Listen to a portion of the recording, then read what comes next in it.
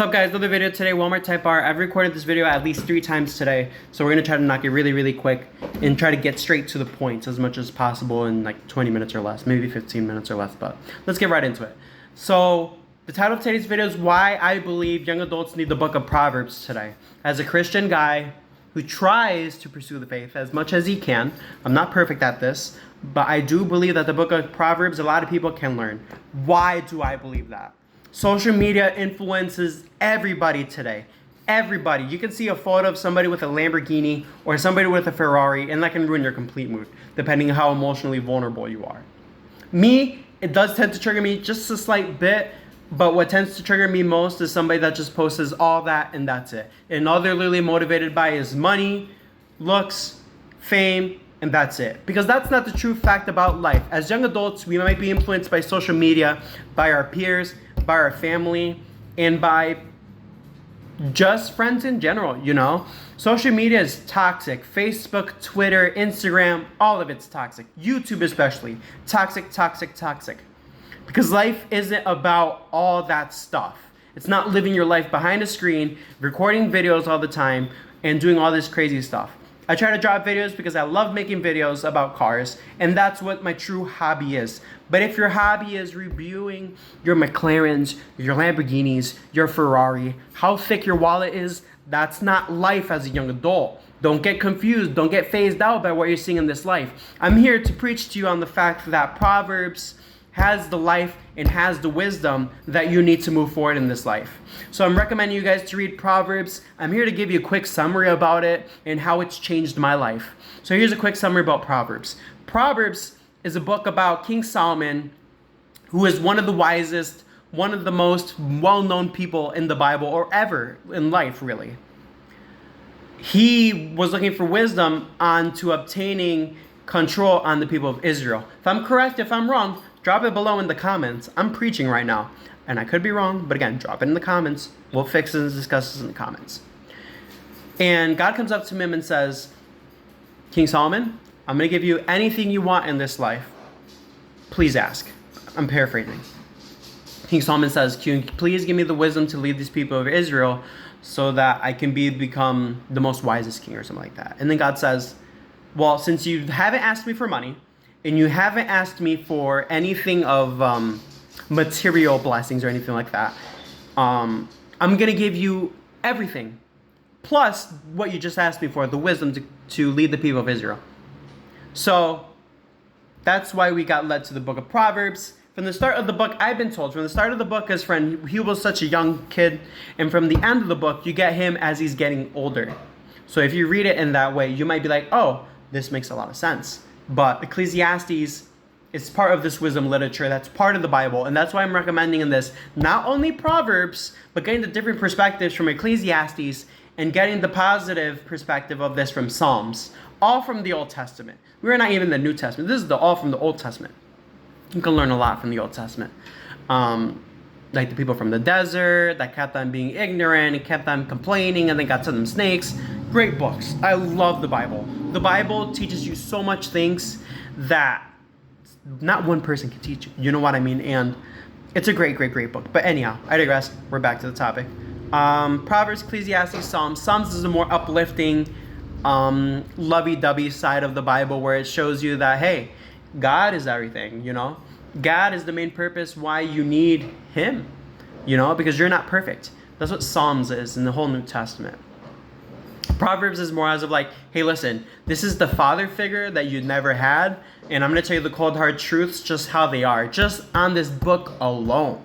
Just on this book alone. Ecclesiastes tells you, listen, you could be pursuing all these things about life, and you could be getting the wisdom from Proverbs, but at the end of the day, and that's why I keep in between Proverbs and Psalms, Ecclesiastes tells you, at the end of the day, you need a God, and you need somebody to redeem you, because if you die with all this wisdom, and if you die with all this love for God, what was it all worth for? You need a God. You need to get baptized, and you need to get saved, and that's what the New Testament pretends to predict also, and tell you a story about that.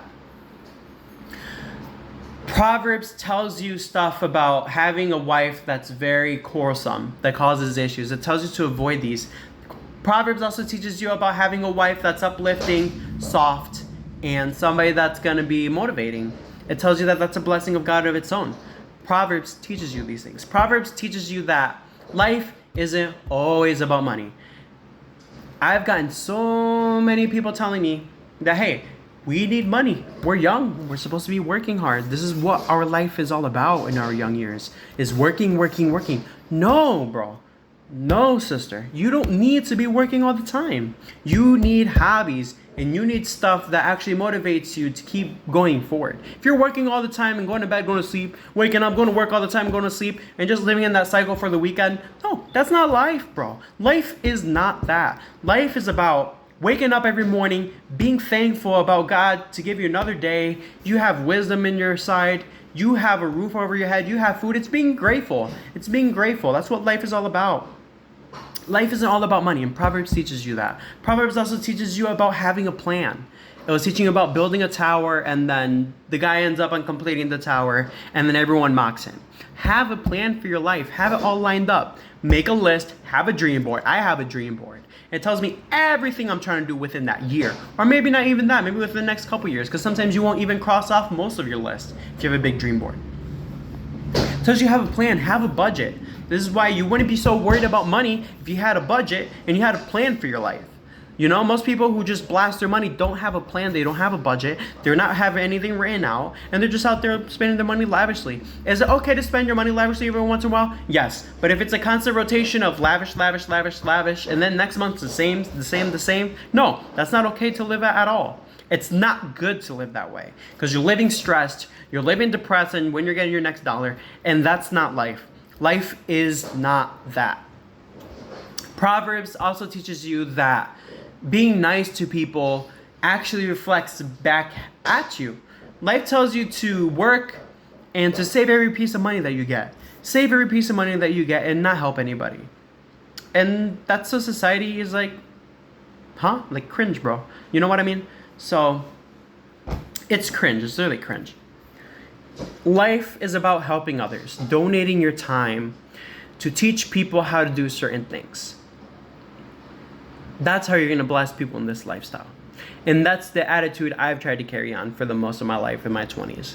Is, okay, donate my time to help people. Because I know at the end of the day that there's going to be a price at the end of that tunnel. And it's not selfish to think that way too. Because at the end of the day, you have a relationship with God. Just like you shook hands with him and you accepted him, your friendships are the same way. Your relationships are the same way.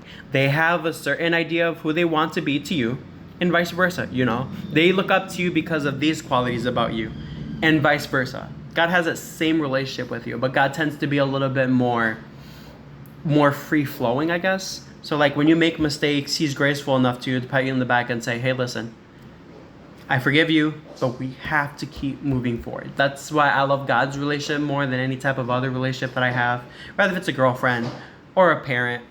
They're still valuable, but not as valuable as my relationship with God. Because again, he sees everything. He sees the mistakes that I make, and he sees the improvements that I make. So this is why I just love the book of Proverbs. Proverbs, again, is the father figure that you've never had that motivates you, or the mother figure that you've never had also. And I think that's where Psalms comes in. Like if I had to compare it to something, the mother and father is the Proverbs and Psalms in this book. Ecclesiastes kind of gives you that dark side, which you kind of need that, because it awakens you and it makes you realize that this life isn't all that and that you need God. I love barking dogs. Stop, buddy. Stop. So Proverbs is that book. It's a really, really good book. And it's a lifestyle book. Lifestyle book meaning you read a verse a day and you fight to follow that verse. You're not going to be perfect at it.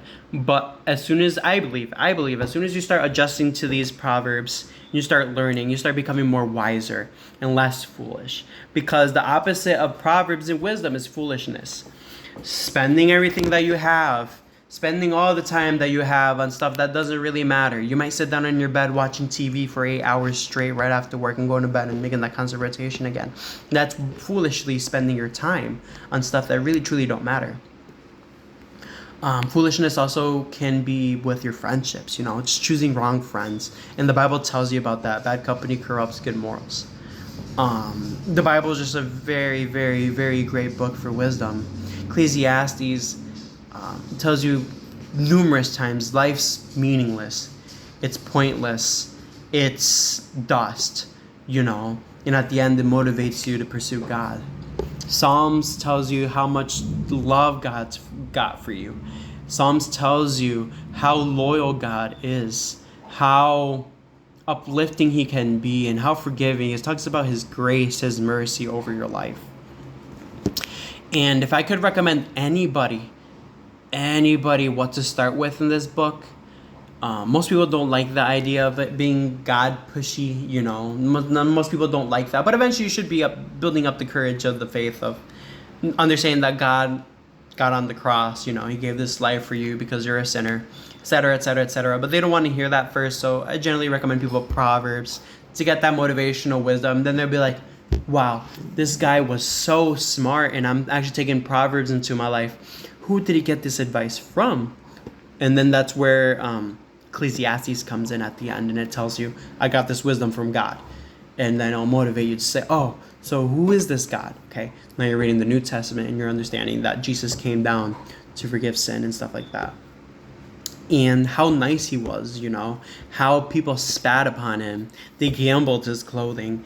And it makes you feel bad, but at the end of the day, that's what he had to do to save all of us. And I guess I'll close it with that because this is what seems kind of fair. And that social media, friendship, relationships are very influential towards your life. But I want to motivate you to read this word. Proverbs, Ecclesiastes, and Psalms. If you have to remember any book of the Bible, remember those three when you're starting out, because it will motivate your life to go forward. And if you're moving closer towards faithfulness and wisdom, you're just going to grow closer and closer to him, that you'll say, you know what, social media can't influence me, YouTube can't influence me, these people with these massively expensive cars and all this money, you know what, that's lavish. I don't need that stuff. I just need to have a firm foundation in my God and to be lovable towards others. And that stuff would be added on to me. Will it be more? Will it be less? I don't know. That's for God to decide. But listen, the Bible also says, I think Paul said this. I could be wrong again. Correct me in the comments below. Paul says, do not give me, I think it was Paul or Peter. I could be wrong. Don't give me too much. I just spat. Don't give me too little. Just give me just the right amount so I can put my trust in you and also have enough. And that's where you want to be in life, is just have enough to the point where you can be faithful in him and trusting in him. Because that's where true life is trusting in him and having his wisdom. Because again, the devil wants you to be foolish and get to the gotcha moment. When you take in that pleasure for an hour scrolling on Facebook and Instagram and then saying, oh, that feels so good, and then you're layered on, you're like shaming, and then Satan just says gotcha. You don't want to be in the gotcha moment. It feels horrible. It feels shame. You feel depressed. You feel sad. And then the devil's going to try to bring the past at you and try to attack you from other corners and other shots in the gut. Do you remember this relationship you had? Do you remember this girl? Do you remember this guy that gave you the world? And then you messed it up. It's just shame, shame, shame, shame. And that's not God. God does not bring shame onto you. He does not do that. That is not of the Lord. That is not of the Lord. That is Satan manipulating you, and that is him bringing down your spirit so that you don't gain wisdom and that you continue in his foolish games.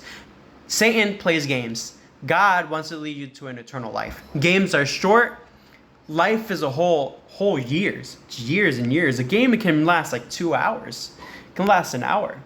But you have your whole life ahead of you when you're young. 2 Timothy 22. Flee from youthful lust, from youthful desires, and pursue righteousness, for it creates the fruit of God, or something like that. You see how I kind of know these little small things, but it's because I read and I try to implement these in my life. And I'll just leave it at that. Stay positive, stay uplifted. Don't let depression take the best of you. The devil wants you to stay depressed and stay choked up for years. And I'm a living lesson of that. He's had me choked up in depression and sadness for many years just so I can avoid the wisdom of God. And I'm sick and tired of it. And young adults should be sick and tired of being depressed and sad all the time and being single. They should be motivated, pursuing their goals forward, and pursuing God. Because that's what God would want from you. He doesn't want you to live in shame. He doesn't want you to live poor. He doesn't want you to live in emotional vulnerability. It's not life. He doesn't want you to live in that emotional vulnerability. He wants you to be dependent on Him. Stop playing games with God and follow His word. Because if you do, it reaps a harvest of flowers and plants and life, tree of life. And that's basically all I have for you guys today. Hope this video was helpful. Leave a comment below of any mistakes I made. I'll probably heart it, bump it up, pin it up to the top for the correction. And I really appreciate you guys for the ones that call me out in the comments and say negative things. Because at the end of the day, it's a correction. And we're all in here in the same place on earth. You're not different. I'm not different. I'm just somebody on YouTube preaching a little bit about how I love the book of Proverbs and how much it's changed my life for the better. And I think you'll see that if you scroll down to my older videos. You'll say, wow, the guy's really, really changed quite a bit. I love you guys. And pursue your hobbies and have God involved in your life as you do that. That's the best you can ever do, is involve God in everything that you do. Because if you do, God will be able to bless it and pursue you forward in life. And all you can do is get better in life. And stay motivated. Stay positive. Peace out. Love y'all.